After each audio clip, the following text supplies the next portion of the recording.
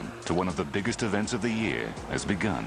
A buzz of anticipation spreads across Sydney. Back at the council office, the New Year's Eve team gather for a final and crucial meeting. It's always the biggest party in the world. This one will be the best. You can feel it, you can sense it. At this advanced stage of preparation, only two factors can wreck the Big Bash: bad weather and a high security threat. At midnight, there is no cancellation option, no postponement option. It will cancel if we can't fire the fireworks. Having overseen this event for the last 3 years, this is producer Katrina Martin's swan song. We have experienced over the last 3 years the greatest era that New Year's Eve has ever seen, and that is the cold hard fact, and that is the truth. On behalf of us, we would like to thank you for taking us on your journey and the journey of New Year's Eve. Thanks, Bobby.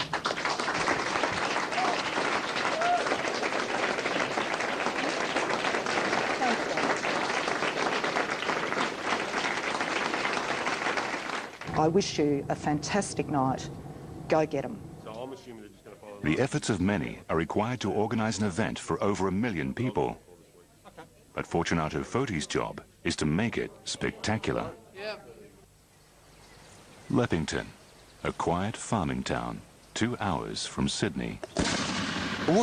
And home to world-renowned Foti International Fireworks. So what we've got, we're on 33 acres here. We've got the storage of the fireworks and the chemicals down that end of the factory. We've got process and manufacturing down this end of the factory. As you can see, all the buildings, which is 37 of them, with distances 25 to 30 metres apart, that's more of a safety precaution because, you know, if one building blows up, you don't want everything to go with it. Welcome to the world of Foti fireworks. Well, that's quite an old picture of the family. Over here is my father, who's, as you see, is very, very proud. Then my brother Sam, myself, Forge, that you wouldn't certainly recognise, Tino and Robert. This unique family business dates back to 18th century Italy. 7 generations of pyrotechnicians. Today, the Fotis have sunk their roots in Australia, where their company is recognised as one of the world's best.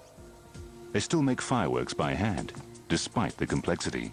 Aquawood resin, Chinese gum rosin, shellac, red gum, dextrin, charcoal, graphite, strontium carbonate, calcium carbonate, copper carbonate, boric acid, PVC, cryolite and chloride, just to name a few.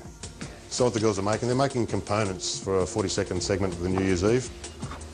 It takes a whopping 6,000 individual components just to produce a single effect.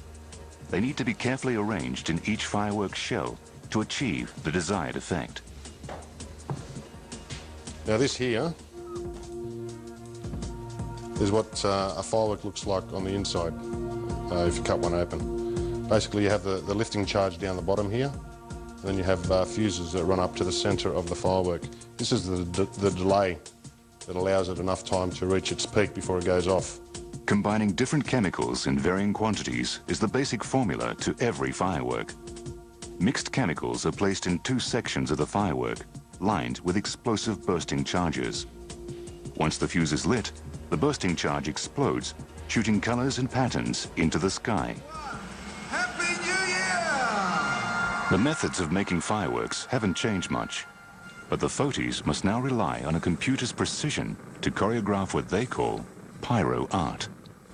This is basically state-of-the-art technology. Everything's computer-driven, from the programming to the actual firing of the fireworks.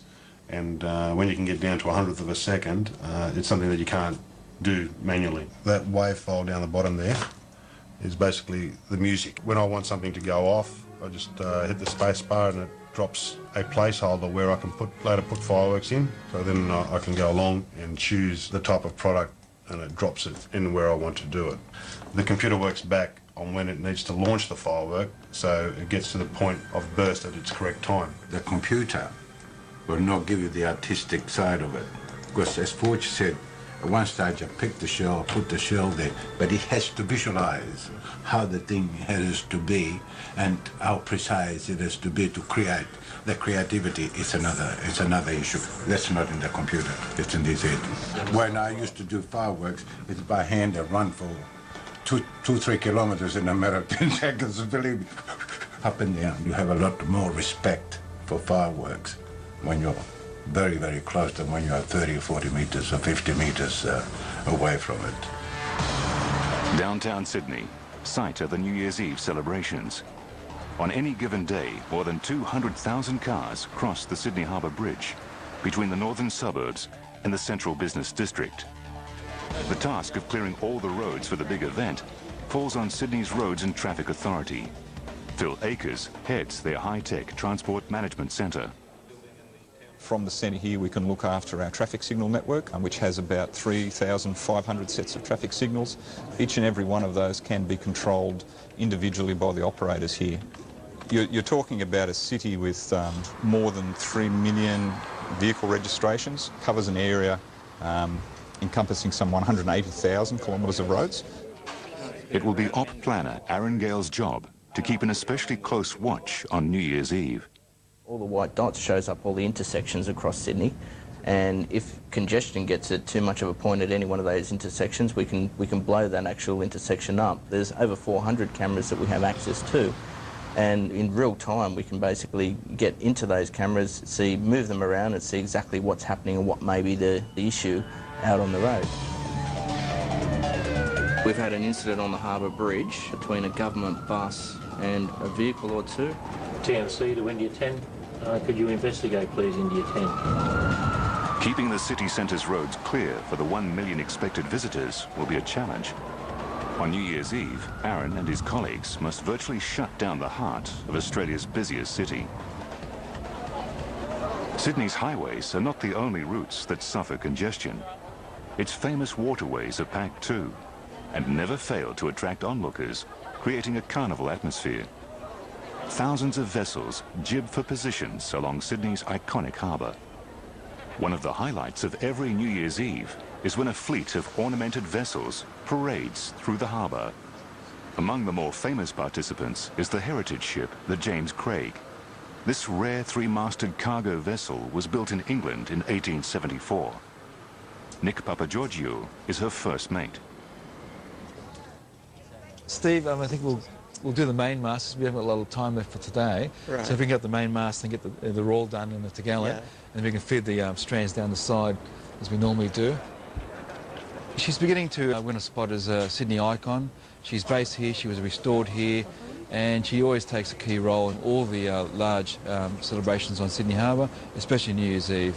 As you can see, we have a quite large area, but we have 150 passengers aboard, 25 crew aboard, 15 catering staff, and the whole ship turns into basically a party for the whole evening.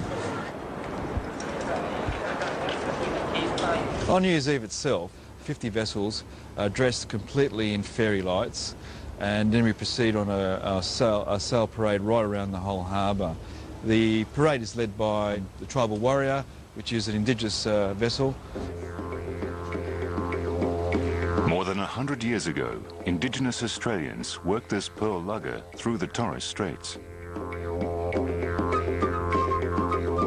On New Year's Eve, Captain David Dingerbird and his Indigenous crewmates sail the Tribal Warrior in the spectacular Harbour of Light parade.